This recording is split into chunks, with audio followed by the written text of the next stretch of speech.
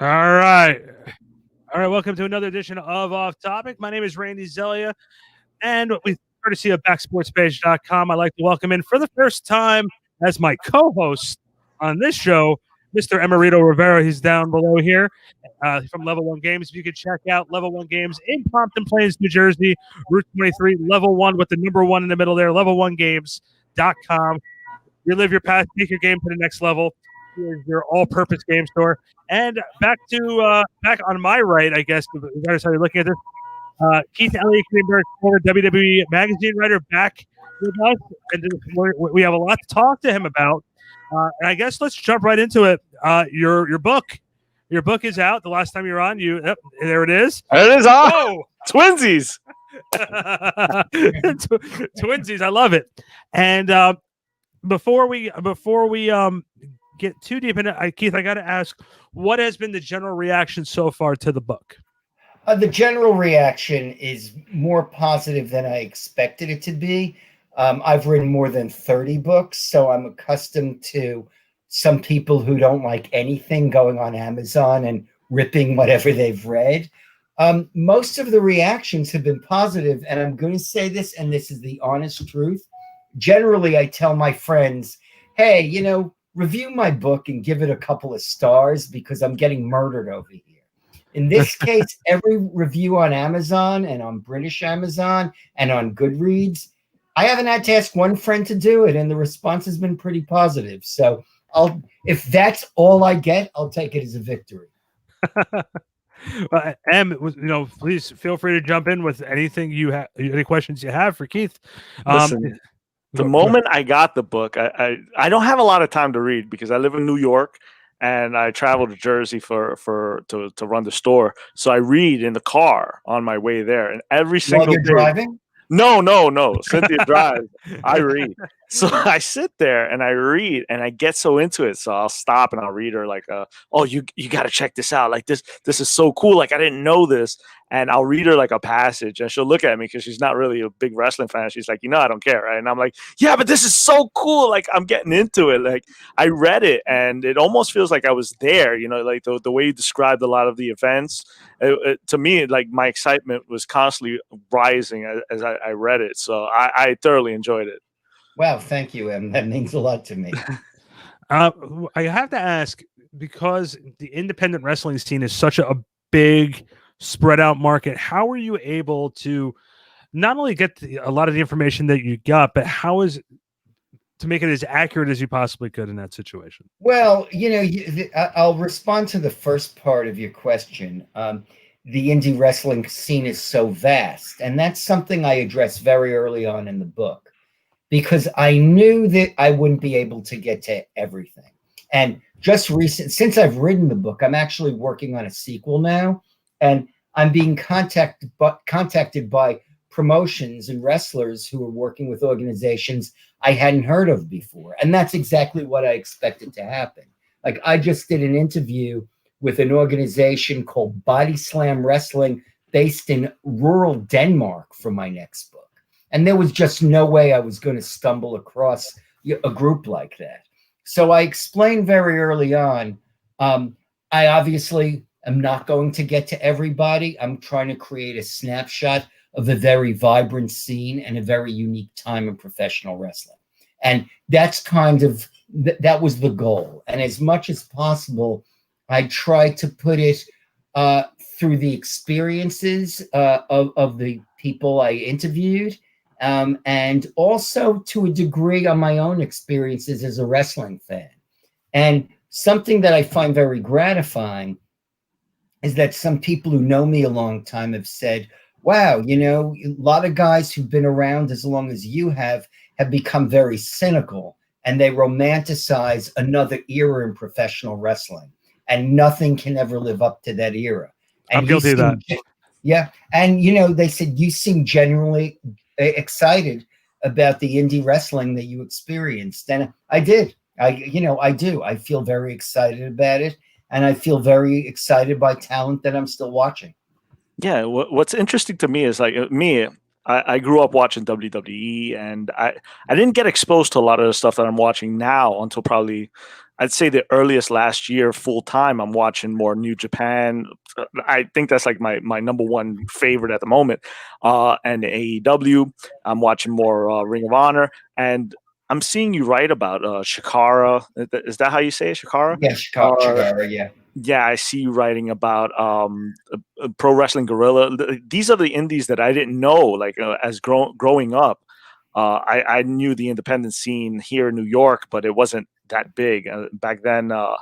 It was just go to a local gym, go to a local boys club. It was nothing like the stuff that you described in the book, and it was like I said, my excitement was everywhere. I was bouncing off the wall reading your book because I actually felt like I was there. You described it so vividly. Well, thank you very much. And the thing is, like an organization like Chikara or PWG, there are places everywhere that have a semblance of that. I've spoken to people in the UK who talk about, 5 years ago going to a Revolution Pro or a Progress show, or people in Germany talking about a WXW tournament. And, they're sitting there going, I can't believe that anybody else in the world could be anywhere but here right now. This is so exciting. And obviously I wasn't at those shows, but this is something that all of those indie promotions offer. Yeah, it was entertaining as hell, like reading about it, and like I said, it actually made me feel like there. You touched on Progress, you touched on Ref Pro. These are the things that I kind of heard in passing other fans talk about, but it was in depth and informative. It was great. Like I said, I can't say enough good things about your book, and it's not just because you're here or we're talking about it. Like I've been really talking about it to everybody I've seen. I'm like, oh, you got to read this book, man. Like you like wrestling. Oh, I was just so excited. I'm excited now, and I'm done with the book, so I'm actually looking forward to the second one. Thank you. I hopefully some of those people took you up on your suggestion. Trust me, I've been showing because, like I said, I run a game store in New Jersey, so a lot of people talk to me about wrestling there, and because I'm always watching wrestling there. I'm watching the G1. How many of those people are wrestling fans who come into the store? You'd be surprised. You'd be really surprised. Sorry for cutting you off, but like we would have. I'd go over there and we would have I think one WrestleMania. How many people did we have? At like close to 50 people. Yeah, we would sit there and we would watch these events, and like people would just walk in. Like right now, I'm watching the G1, so every day. I don't watch it live because I'm not a morning person. So as soon as I get to the store, get to work. I get to the store at 12. But that's fantastic. Like the G1, think about that. That's something American fans know so little about, and it goes on for weeks. Yeah, it's like it would be as if WrestleMania just went on for weeks and weeks and weeks with twists and surprises every single night. Exactly, and the match quality is like right, you said. Arguably not like anything in the world. Exactly. This is almost every match is main event quality. And I'm sitting there watching this at my store, and people walk in, like just random people, and they're like, what are you watching? And I'm like, oh my God, this is the G1 New Japan. And I get them into it, and they're like, oh my, how can I watch this? I think at this point, like New Japan should start sending me a royalty check, like all the stuff that I'm promoting for them. And I'm constantly sitting there and explaining to people, it's like, you can watch this stuff. WWE is not the only one out there. And like I said, since last year, like I didn't know I can watch New Japan online. I think I went to the G1 last year here in Madison Square Garden. You wrote about that in the book as well. And I was blown away. I remember I was texting Randy the whole time. I'm like, oh my God, this is mind blowing. You got to see this stuff. And to this day, I'm like, Randy, did you watch yet? And the next day, being there live, being in New York City in Madison Square Garden and seeing the New Japan Championship, the IWGP Championship, change hands. That was something I thought I would never experience in my lifetime. I mean, my friend Walt Schwenk, who co-hosts the Undisputed Truth podcast, he and his brother and his co-host traveled to Japan for Wrestle Kingdom 2 years ago. Here it was all brought to us, and that was just something that I can't even put into words. Exactly. And like I said, as a fan growing up watching WWE and F at that time, this was mind blowing. This opened me up to something totally different. And the style, like I've seen tapes from Japan back in the 90s of New Japan, the J Cup, but I was watching it live, and it was indescribable. I saw it with my son, and it was I consider it a magical moment, and it broadened my horizons. And I said, you know what? I have to start watching some of this. Then AEW came along, and I watched the pay-per-view. And again, my excitement was through the roof. And I went home, I think, after Fyter Fest, if I'm correct. And I was still hankering for wrestling after watching. And I saw an ad. It said, oh, you can watch the G1 right now. And it was like 2 a.m. I said, okay, we're watching the G1 right now at 2 a.m. And I've been watching it ever since. And what was amazing to me was the initial AEW pay-per-view, the Double or Nothing, was how many people we had in the store watching it. And because and was that also about 50 people? How would it compare to WrestleMania? I think we enjoyed it way more than WrestleMania. But I'm saying that in terms of volume of people in the store. I think we had about 20. There's about 20 people there. About 20. No, it was and you know, I've watched before COVID-19.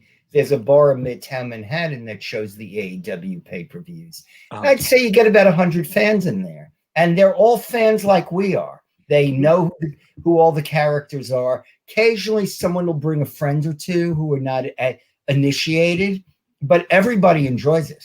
And you know, I never imagined that you could go into a bar and watch a wrestling show and be having intelligent discussions dissecting what you're seeing. And that the book that I wrote is for those kinds of fans. It's written for intelligent wrestling fans. You know, when I was growing up, there was a stigma attached with professional wrestling, and that's back in the 1960s. It was almost like there had to be something wrong with you. It was like, you think this stuff is real? Like, it wasn't regarded as a real sport. And wrestling fans were looked at as somehow mutated, both in their outward appearance and their worldview. And, you know, now the perception has changed. And this book is written for the fans you're talking about, the people who come into your store, the people who are a little bit curious. And also, it doesn't have to be extreme. You can still watch WWE and watch G1. You can still go to an indie show. I'm going out to Indiana this weekend, and I'm going to see about a dozen promotions at the fairgrounds. That's the collective that's Game Changer Wrestling is putting on. But they're bringing in freelance wrestling out of Chicago, Black Label Wrestling out of Indiana, Absolute Intense Wrestling out of Cleveland, Shimmer Women's Wrestling. I mean, so this is going to be a gathering of the tribes. I'm kind of jealous that you tell me that, and I can't go. Well, you know, yeah. What time does your work shift end on Thursday? Well, I have to ask though too, because Keith, you know, you wrote for WWE for over 20 years. How frustrating is it, especially now, seeing the type of wrestling that is available, like G1, like AEW, like, you know, Impact Wrestling, which is trying its hardest to make a comeback from the situation they were in, from Ring of Honor. But you had to work for WWE Magazine, and you were doing stories on like cartoon type of characters, like Eugene, like yes, but there was also Randy Macho Man Savage, and there was also Bret Hitman Hart, and there was also Lance Storm, and there was also young Chris Jericho, and there was Eddie Guerrero, and there was Dean Malenko, and you know, I'll mention his name, Chris Benoit was there, and you know, I saw, you know, China turn into a character that invited great fascination. You know, Lita and Trish Stratus had their classic matches. So in the midst of what's called cartoon wrestling, there were also some great athletes performing. Oh yeah, definitely. And that's what brought me into wrestling when I was a child. It wasn't the cartoons. It was guys like Shawn Michaels, guys like Bret Hart, guys that can go in the ring. That it always fascinated me. I think if you talk to a lot of guys that come into the store, that's what they're drawn to. They're drawn to the look, ring we're work. all, and somebody says that in the book. I mean, none of us would be here if we didn't drink, as the interview subject calls it, Vince's Kool-Aid. Yeah. And that's how we all got hooked. And there are people getting hooked right now on what they're watching in WWE. Maybe they're 11 or 12 years old. Maybe it's a lapsed fan who's spending time at home and has suddenly gotten very smitten by the Thunderdome. And it's like, wow, what's this? I mean, NXT TakeOver, they just put on a really good show. So it's not as if WWE is incapable of putting on, a very riveting presentation. It's just a different type of presentation. Well, and it's funny too. You say that because, like M said, some of the great wrestlers like Shawn Michaels, Bret Hart, Ric Flair. But then there was also characters like Mick Foley being able to do the Mankind, Dude Love, and Cactus Jack. Right, and that was in WWE where he had the freedom to do all of that. Yeah, and then also, you can't talk about probably the best character in wrestling history of The Undertaker. Right. Mark. And somebody would look at that and they go, initially they would go, what, a dead man? What? That's gimmick wrestling. Yeah. I like real wrestling. And look at the longevity The Undertaker had. Right, but you also look at that too, and I don't think Emma and I have ever had this part of the conversation with The Undertaker, but with Undertaker, for a long time, he got stuck with the Giant Gonzaleses of the world, the King Kong Bundys, I don't think it was until Diesel and Bret Hart we were able to start seeing that, hey, this guy can actually wrestle, not just being thrown every giant that the company has.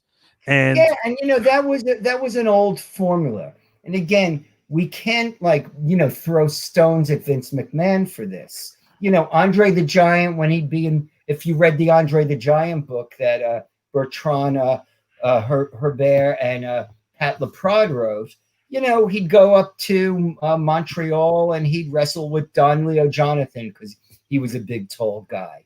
He had his feud with Big John Studd. He'd go down to Atlanta and he'd feud with the Big Cat Ernie Ladd, and that was the formula. You put giants with giants, and it was a novelty match. And on the first night that Undertaker was starting in WWE on TV, I remember I was on an airplane, and I believe we were going from Detroit to Grand Rapids, Michigan.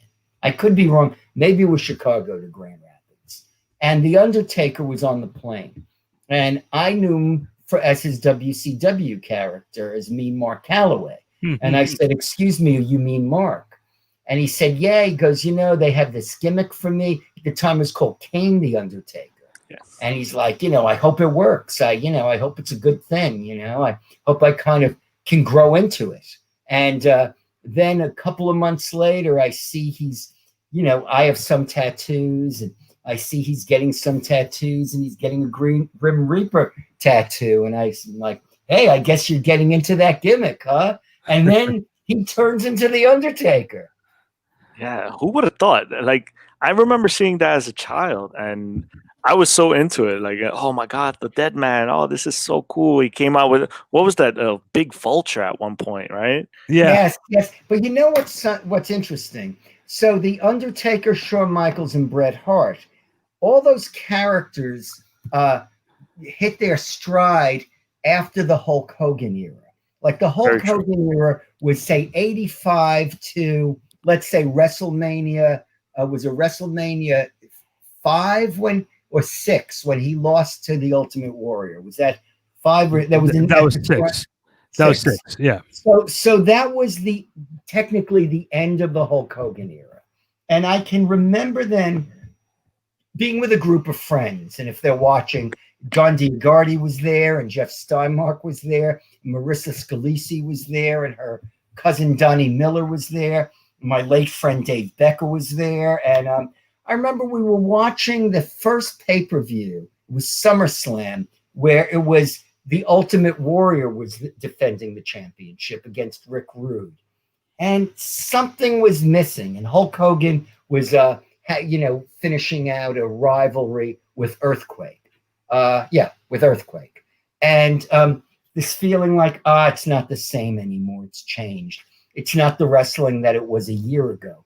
And I was completely unaware that there were all these other characters who were just, establishing themselves. So now you meet people who are in their 30s, especially people who grew up in the United Kingdom when WWE really made a push over there in the early 90s. And they talk about Shawn and Bret and Undertaker. And to them, that is the same era as Hulk Hogan and Roddy Piper in Madison Square Garden.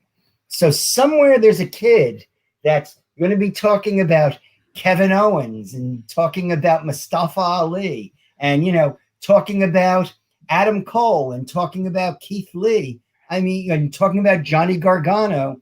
I mean, if your heart is open, wrestling goes into it. And it never leaves you. It really doesn't leave you. Like, I've tried to give it up, and it finds me every time.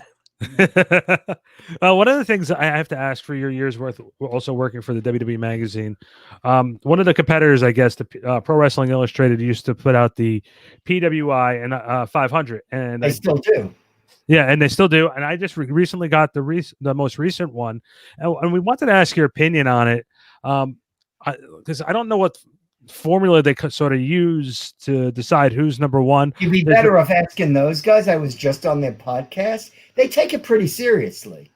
Yeah, like I have to. We looked. Em and I were both talking about who the previous number ones over the last few years. Like Seth Rollins was last year, Kenny Omega was the year before, and Jon Moxley was this year. Yeah.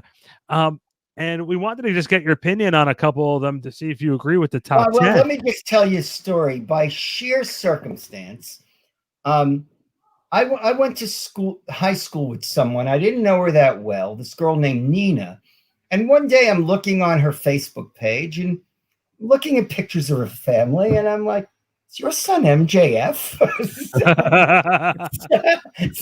So she writes on Facebook, oh my God, I can't believe it. What an honor. My son is going to wrestle Jon Moxley in the main event of a pay-per-view. Jon Moxley, who is PWI #1, the magazine that I would lovingly put on his bed every month when I arrive, that PWI 500 issue, he is wrestling the #1 guy there. So, it still means a lot. And it even means a lot on that level. Well, that's, first off, that's an awesome story. Because we both love MJF too, so that's probably the best thing. I just wanted to run by the top 10 with you, and just to see if you sort of agree with it. Just going backwards, they put AJ Styles at number 10. Obviously, AJ's been #1 before. Your opinion on AJ Styles, and is this? AJ Styles is a guy. Whether it was a WWE Hall of Fame or a New Japan Hall of Fame or Wrestling Observer Hall of Fame, that's a guy who belongs there. And, he's 43 years old. He's the same age as Jeff Hardy. And he's pretty damn versatile. And I'd say, he's risen to the occasion, even when he was in TNA during a time when it wasn't that well respected. You had, AJ Styles and a bunch of others who, could still pull your attention to it. Yeah, and one of the things, too, with AJ is, you said the age of 43, at a certain point, they told the Macho Man when he was in his mid-30s that he was too old and he couldn't perform at that level anymore. Flair that when he was 40. Yeah, so it's sort of amazing. And Em, I don't know how you feel about AJ Styles, but I love AJ Styles. Listen, even when he was in TNA, and I didn't watch a lot of TNA, every so often my son, who like I said, I try to get away from wrestling, he pulled me back. He brings me the DVD, one of the TNA DVDs, and I'm like, wow, man, this AJ Styles is amazing. I've always loved AJ Styles. So good. And I think with AJ too, right? I look on how good he is in WWE, and I just can only imagine what he would be like in like AEW or in New Japan right now, or in Impact, just to be able to matches that he would still be able to have. I felt in Impact, he was like the unsung hero, and up until Hogan and Bischoff got there, Impact can do no wrong as far as the action. You had, like, a lot of interchangeable guys who were able to stay up the same type of matches. It almost felt like it didn't matter who was the world champion. You didn't want to miss out on those early Impact years because you were getting high quality, whether it was Christian, Kurt Angle, Samoa Joe, AJ, Dougie Williams. You had Alex Shelley. You had a great talent base. Christopher Daniels, Frankie Kazarian. All those guys were all there, and they were putting on these matches. And then when the Hogan regime got in there, oh man, I can't understand on how that happened. And it's you don't want to blame Bischoff and Hogan, but at the same time, the proof is in the pudding. When they got there, that the whole thing sort of fell apart. Well, yeah. I'm not going to comment on that. I don't know what was going on behind the scenes there, but yes, there was a lot of great talent that passed through there. Look, let's remember, and I point that out in the book, Okada and Shinsuke Nakamura were there. Mm-hmm. So and the Young Bucks were there. So there were a lot of squandered opportunities. Yeah, they were called Generation Me, right? Right. Yeah. And also the early days of Impact, CM Punk was there as well. So again, another opportunity squandered. Number 9 on that list, it's a WWE homegrown guy, Kofi Kingston. I guess if you're counting what he did during the 2019, I guess he had a great year last year. Not sure if he qualifies for this year, but number 9 was Kofi Kingston. Nothing but love for Kofi and the success that he's had. I'm not sure if he's that high on the list. I'm very, and we'll tell you, I'm very critical of this list. Again, I've spoken to some of the guys who've compiled that list. For all I know, it may have been their tribute to Kofi Kingston because he had that great push, and then that push seemed to be pulled out from under him. So, I'm not sure. That's how I'm reading into it. That's how I see it as well. And I was telling Randy that earlier. I'm guessing it was 2019 and everything that he did, and then it abruptly just disappeared, and he was back in the tag team. So, but what 2019? Now I was in the press box at WrestleMania. 35 at the New Jersey MetLife Stadium, and there were reporters there from all over the world, not all of them wrestling people. And that was the one match that when Kofi pinned Daniel Bryan, the people in the press box jumped up and cheered. Yeah, because he's like an everyday guy, it's not prototypical big man wrestler. He's a great athlete. Exactly. And even if you're talking about gimmick stuff, the way he has traditionally managed to save himself during every Royal Rumble. Yeah. So, should he be number 9? Not for me to say, but I'm happy to see him getting, some prominence. Yeah, some recognition. Yeah. Well, it's funny because when he got his opportunity to win the championship, I had just heard a story on Bruce Pritchard's podcast a while ago, something similar to him, what happened back in 92 when Vince was looking for a new champion after Flair, after the Savage lost the belt back to Flair, he was looking for somebody for a title holder, and there was a short list. And I think I told M the story that Bruce told on his podcast that the names they had on the list was Rick Martel and Tito Santana and Bret Hart to possibly be guys to beat Ric Flair. And when I heard that list, I was like, wow.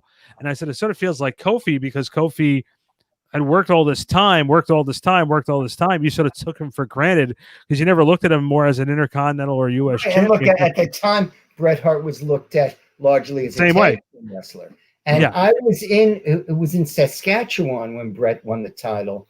And I was writing for WWF Magazine and realized there was no internet at the time. So, people often found out their news or details from reading wrestling magazines.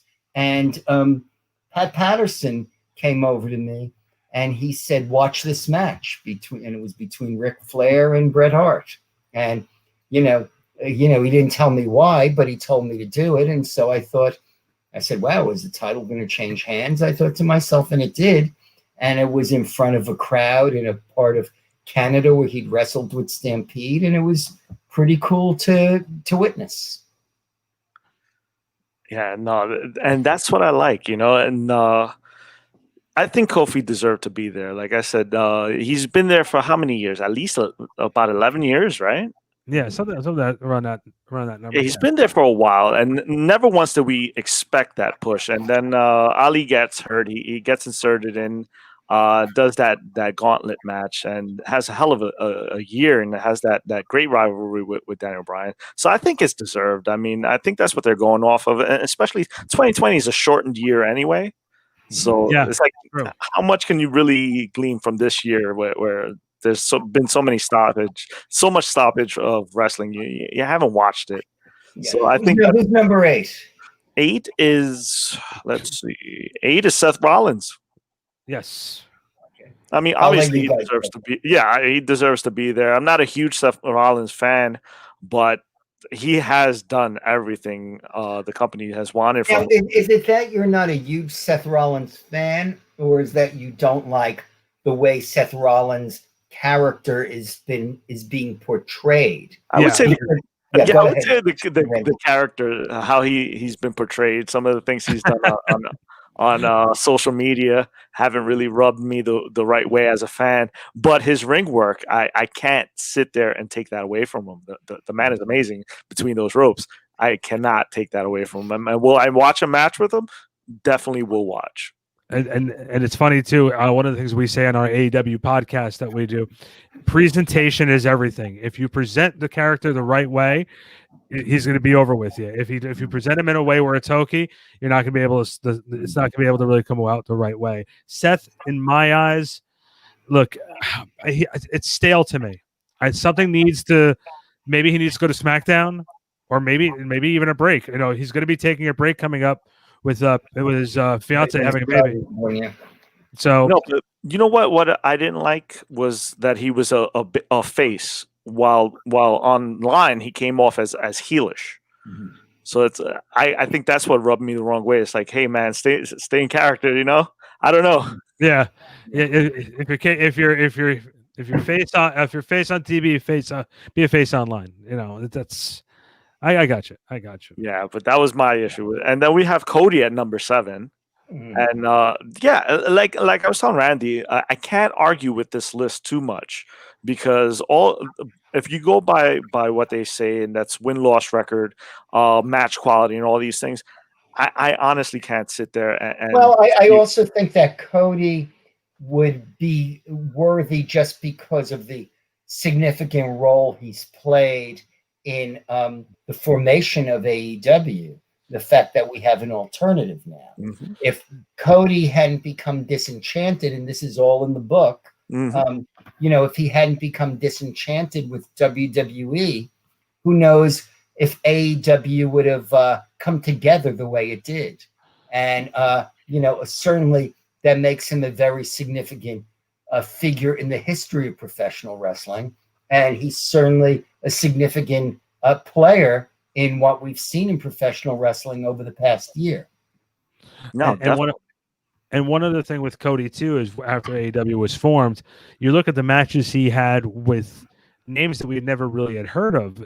His first opening match on Dynamite with Sammy Guevara, his Fighter Fest match with Darby Allin, all matches that put that talent that a lot of the national audience didn't know on the map, and they actually and his match with Brody Lee, where he lost the TNT championship to Brody Lee. And here's Brody Lee, who we knew as Luke Harper, a supporting player, and in the Wyatt family. And now certainly Brody Lee came out of that match not only looking at like an interesting character, but looking like a guy who could really work in the ring. Yeah, he put him over hard. I mean, I think Cody got off one punch and then just took all the bumps after that. It was very good TV. Yeah, but and not to get too off topic here, Keith, but I wanted to get your take also with something that AEW has done, which I know Em and I have both gone back and forth with. It's certain wrestlers like the way Lance Archer and Brian Cage have sort of come in and we'll get back to the list in a second. And I apologize for going off topic with it, but those guys like that who have come in, got that initial big push, then sort of took a big loss, and then sort of got lost in the shuffle. Guys like Brian Cage, Lance Archer, just to name a few. Well, are they lost? Or are they lost in the shuffle? Will we come back to them? Lance Archer also, was diagnosed with COVID-19. We have to, look at this is my next book is about, wrestling in the age of the coronavirus. The outside world inserts itself into the make-believe world of wrestling constantly now, because you can only escape so much when there's a pandemic in the arena and outside the arena. And that's one of the things that I constantly tell the guys. It's like, because we as fans, we're going to see it one way, and we're always going to complain this guy is like that. But we're in a global pandemic. We've never seen anything like that. We've never seen. And think about Lance Archer won the Battle Royal. He won a title shot at Jon Moxley's AEW championship. And because he had to quarantine, we got Eddie Kingston. And that was pretty cool. It was fun, yeah. It was great TV. Yeah. Oh, I think from the perspective I'm showing was they built Lance Archer to come in, and they put him right in the finals with Cody of that TNT championship. And they built him up as a monster. They built him up as a guy who doesn't look like he can lose. He lost, and then the only time we really saw him back on regular TV, not AEW Dark, but we saw him again losing to, he beat Joey Janela on pay-per-view, and then during Fyter Fest, I apologize, during one of the nights of Fyter Fest, and then we really didn't see much of him. We saw Jake come out and do promos with them, putting people through ceilings, but we didn't really see him in a real match. Right, and look, I don't think he had his time, and now he's buried. Look at a guy like Joey Janela. We mentioned Joey Janela, and Joey Janela is all the way through the book. My book here that I didn't want to promote. But Joey Janela, he at times it's felt like he was a little bit lost in AEW. I mean, that's a guy who he goes when you see him on indie shows. Still, you go to these GCW shows, and he's a superstar. He's Hulk Hogan in 1985 on those shows. And, now he has that partnership with Sonny Kiss, and him and Jericho just had a really cool, they just had that tag team match, and they had a really cool exchange. And, it's just because someone might take a back role for a while doesn't mean they're buried and the company has moved past them. Agreed. No, that's fair. Now, let's go back to the list. Number 6 and number 5 from New Japan, which made, by the way, I'm very happy. Was number 6 was Okada. Again, well deserved. Right, and we saw him win the title in Madison Square Garden. Yeah, exactly. And he's great. And I believe wasn't it a record? It was a record for him. I can't remember the number of times he won that championship. I think it was either five or 6. Yeah. And that IWGP, World Heavyweight Championship is a major championship. Yeah, and so I think go ahead. I think that was the first time it was it actually changed hands outside of Japan. And right? That's quite historic. What a better place to do it than Madison Square Garden. Yes. Then number 5 was Naito. Naito, yes. Right, who's the current champion again. Double champ. Yeah. And this is I'm sorry, go ahead. No, that's what's saying. It was 5 times. 5 times. Right? Okay. Yeah. Go ahead. I'm sorry. And this is the one where it got me angry. Number 4 was Drew McIntyre. And again, I understand. Beat Brock Lesnar this year. Won the Royal Rumble. I get it. But there's still a lot of people who look at McIntyre as the chosen one and the one who, couldn't make it. And every era has this. Now, we are not living in real times. So we don't know how the fans would have reacted when McIntyre won the championship from Brock Lesnar. Would the fans have blown the roof off? Well, there was no roof because it would have been an outdoor show. But, would the fans have gone crazy? Would McIntyre be treated like the chosen one, or would he fall into the same rut that John Cena and Roman Reigns did when the company anointed them and the fans decided, great, now we have a new baby face to hate? We can't really know that because, there's not a live crowd. So it's all speculation. It's a guy who's paid his dues. Yes, there are people who still look at him as a member of three-man band. And maybe, again, I am not in the minds of these guys from PWI. Maybe their attitude is, this is the guy who WWE anointed, hence he's a top guy. That's the way I saw it. To be number 4, you win the Royal Rumble, you win at WrestleMania, you have the title. Currently, that's what I was thinking. Is like, okay, you put him at number 4 for a reason, and that has to be the reason. Yeah. And it's the next one is probably somebody I know that Keith probably has met and talked with millions of times, and he's one of our favorites. I've interviewed him before as well. Chris Jericho, and 30 years in the business, and 30 years in the business, constant reinvention. I mean, at Double or Nothing in Las Vegas, I describe his entrance, and first he comes out as Lionheart. Someone comes out dressed as Lionheart, Chris Jericho. And then we see, Chris Jericho with the lit up jacket from a couple of years ago. And then we see WWE Chris Jericho with the list of Jericho, from the Kevin Owens era. And then he comes out as this is before he was Le Champion. He comes out as the Painmaker with the fedora on his head, and and he has had other phases in his vast career. So this is a man who constantly reinvents himself. And again, when AEW started and they went on TNT, they needed somebody who the fans had who the fans instantly recognized, but was still vibrant. And as I explain in the epilogue of the book, Jericho, who obviously has a lot of say about the character he portrays, did not surround himself with WWE has-beens. And maybe this is a difference between what would have happened in TNA during, say, the era you referred to before. Yeah. He has a very youthful Sammy Guevara there, and Proud and Powerful, Santana and Ortiz were there. And yes, Jake Hager, who was Jack Swagger in WWE, but Jake Hager, with his MMA background and knowledge, seems like a real enforcer. And so they get the rub from Jericho, and Jericho gets the rub from them.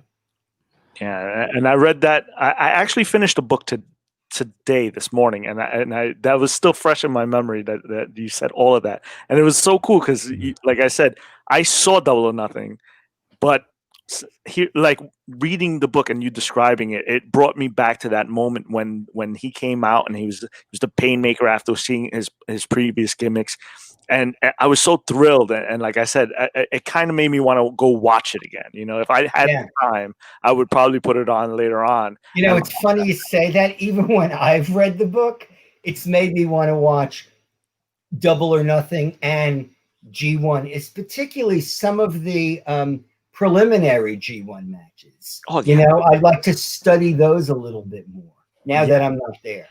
Yeah. Well, go ahead. I'm so sorry. I'm sorry. And M is trying to get me more involved with New Japan. My biggest issue is time. And one of the things that I was able to watch, he showed me the match with Jeff Cobb. And Jeff Cobb and Ibushi, right? Yeah, Jeff Cobb and Ibushi. And was what I found very interesting is I only was exposed to Jeff Cobb when he made the one appearance on AEW. And being able to see a big man like that move the way he was moving. And like usually when you have a big man versus a little man, the story's already there. You just write out the story. But watching Cobb be able to move like that was like, wow. And then he also showed me Jay White and Will Ospreay, who I think I've seen Ospreay before. He's absolutely amazing. I think he might be the best talent not on American television. Pound talent. Yeah. I think that's a good argument. Yeah, And he got big. Yeah, it's huge. And I think, again, one of the best athletes not seen on American television. Yeah, I think the crowd misses out on some of this great action because we're having to watch other nonsense on television. But you start wondering why it can't be out there more. And especially with, I mean, I spoke to Jeff Cobb a couple of weeks ago for the book I'm researching now. You know, every promotion has attempted to sign Jeff Cobb. I don't think he was jiving me when he was telling me that. You know, I believe he'll probably end up with New Japan. That's the place that seemed to mean the most to him. Does that mean he can make forays into Ring of Honor and AEW? Hopefully it does. But you know, I found myself wondering, well, what would Jeff Cobb be in WWE? And you know, you look at a guy like Keith Lee. You know, the script has yet to be written. You know, will Keith Lee be one of those iconic characters in WWE, or are Keith Lee's best times in the company times he had in NXT? We don't really know. Yeah, and I think it would be a shame if they spoil that. I mean, Keith Lee is one of so good, Keith. He really is. Yeah. I really hope that they don't drop the ball on that. He's a big guy, and I would hope that, you know, that combined with his talents and his charisma, exactly, that he would just get the monster push eventually. Yeah, and that's one of the things. And he has the charisma, and he has the ability, and I just hope that they write something spectacular for him, because that's a dude that deserves it. Yeah. The last two on the list were, number 2 is Adam Cole, which he is a spectacular talent. One talent that he seems to be more comfortable in the NXT role, and he's made it in many interviews that he did not want to be called up to the main roster. Would like to stay down in NXT. Your take on what NXT? I mean, that's a guy. Yeah. All the good things about NXT, you know, is embodied in Adam Cole. And you know, we talk about guys like Keith Lee and Nakamura, and for that matter, Drew McIntyre, guys who just, you know, Bobby Roode, guys who just put on these great matches in, you know, NXT. And Adam Cole is the consummate NXT wrestler. And this is certainly a golden era in NXT, even though some people may say, well, it's not the same since they've gotten on TV on USA on Wednesday nights and they're competing. When, you know, wrestling historians look back at this period, you know, what we're watching now on NXT will be part of the golden era of a few years ago. And Adam Cole will be pretty close to the top of that list. Exactly. So I thought definitely he deserved this the number 2 spot. I mean, he was champion for what, a good year, right? Yeah, he's done it all down in NXT, so he deserved it, in my opinion. And number 1, of course, is Moxley. Exactly. And go ahead, Randy. Oh no, I'll tell you what Moxley really won me over. It wasn't even anything he did in the ring. Is when he appeared on Jericho's podcast, and he explained, like, if you ever wanted to wonder about the you know, obviously it's his opinion and his view of what he went through. But just hearing him talk about all the misery that he went through behind the scenes from WWE, it was such a telling story. And when more people are talking about a situation behind the scenes somewhere, and all the stories are starting to sound the same, you start believing that's really the truth. And, well, you know, you have guys like Eric Young, obviously, and you have Miro now, and they all tell similar stories. And it may have been Eric Young who said, you know, when you're getting the push, there's no better place to be. And when you're not, when you're, you know, sidelined, there's no worse place to be. You know, now, then you have guys like Kofi Kingston, and I'm not sure that they would subscribe to that philosophy. Maybe a guy like Nakamura wouldn't. Maybe Nakamura is like, okay, I'm down in Florida. I'm raising my kids in a nice place, and, you know, I'm getting paid well. And Kofi Kingston may say, I've made great friends. I've had good matches. I have respect from everybody. You know, it's all a different take, but certainly Moxley was not very happy there. And I will say this, I don't know if you read JR's book, Under the Black Hat, this year, but it's a great book and a very honest book. And he talks about how unhappy he was in WWE and how he felt minimized and how he sometimes felt personally degraded and restricted. And to see him in AEW and just hear how loose he can be and how much fun he's having and how his humor and his personality are able to come out. And in fact, his encyclopedia-like knowledge can come out and no one's making fun of him for that. It actually is quite heartening to witness. Yeah, I heard his the podcast with Jericho that he did a couple of months ago. Very good. And he spoke a little bit about that while promoting his book. So I have to pick that one up eventually.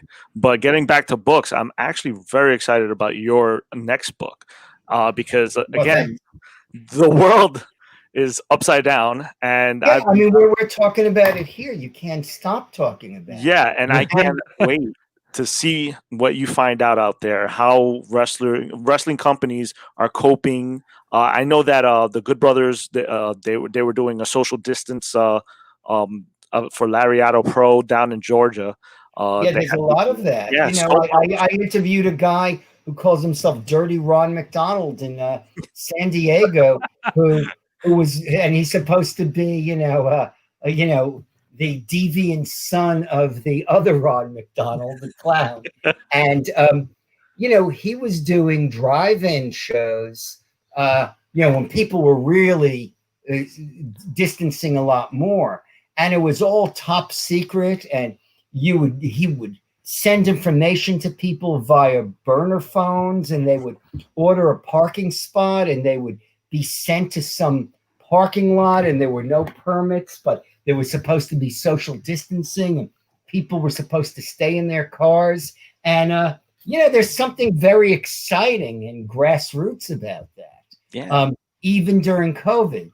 And again, to give all praise to WWE, we've seen the cinematic match established as a genre, thanks to the Boneyard match and the Firefly Funhouse match at WrestleMania. And that's WWE pulling something out of air in a time when people are saying, you're putting on WrestleMania in empty arenas. And, since then, AEW has put on a number of cinematic matches. And, we also have the Thunderdome, which is very exciting. And then we also have all those wrestlers who were furloughed and laid off. And all of them, so many of them turning up in Impact and the effect that has on Impact.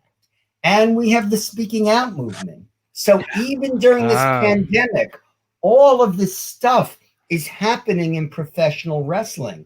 And although it's not the greatest era or the greatest year to be a wrestling fan, it could end up being one of the most interesting times to be. Yeah, definitely.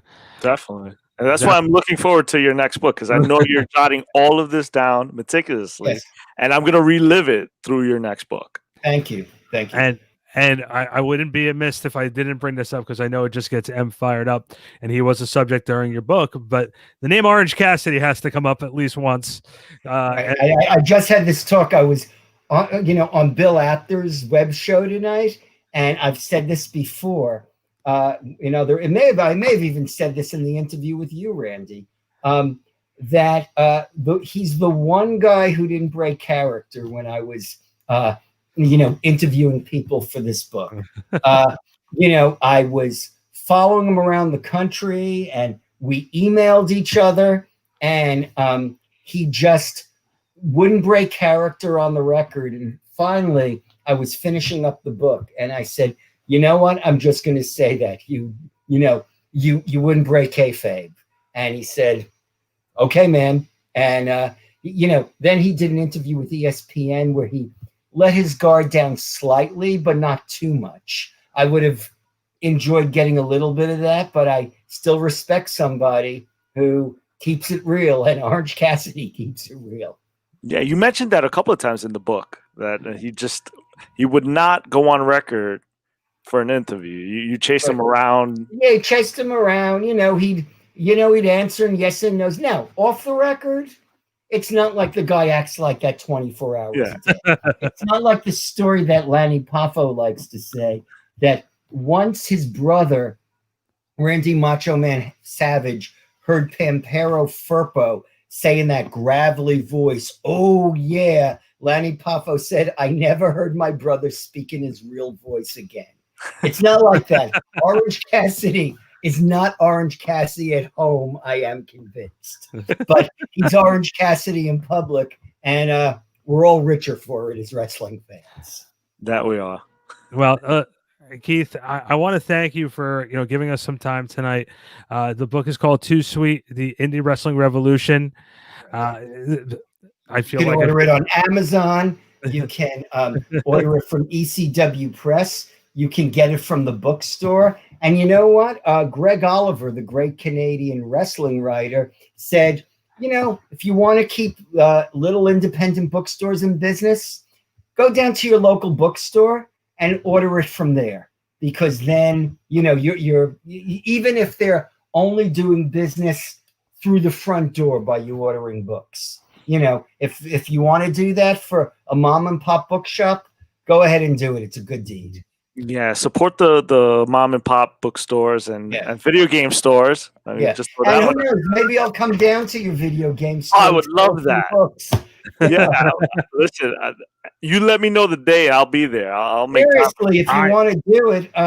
I was just at the Wrestling Universe, which is the wrestling merchandise store in Queens, about a mile from where I grew up this weekend, and we sold out the books in 34 minutes. So I was, I'll be selling books this weekend at the various matches at the GCW Collective in Indianapolis. But let's talk off camera, and I'm happy to come make a trip over to Jersey and sign some books if there's the demand. Yeah, definitely. Listen, that'd be amazing. There's people that would love to talk about the book with you. Like I said, there's people that they constantly ask me, "Hey, what are you reading? Is it good?" And I'm like, "Oh my God, it's great!" Like, okay. I mean, if people want me to do a signing there and sell a couple of books and chat with them about the book, and we keep the proper social distance and everyone stays safe and healthy, I'm happy to come.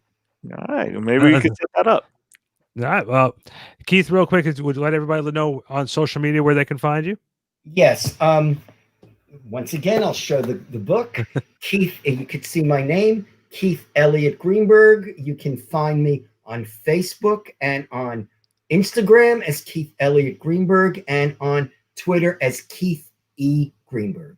And you can find me there. And I answer a lot of private messages. And if anybody has a good story for me about what's going on in their experience on the wrestling scene during this very unusual year, reach out to me too. And who knows, maybe you'll end up in my next book. That's awesome, Keith. Thank you so much for the time. We really appreciate it tonight. And we'll definitely be catching up with you soon. Okay, man. Thank you. I really appreciate you bringing me on. And thank you for writing such a great book. Thank you. And thank you for putting me over. Hold on one second, Keith. Check out Off Topic later on this week on Friday. I'll be back with Jeff Coffin of the Dave Matthews Band. He and I will be talking about being on tour, the life of a musician on the road. Check it out. Until then, this is Randy Zellea with Off Topic.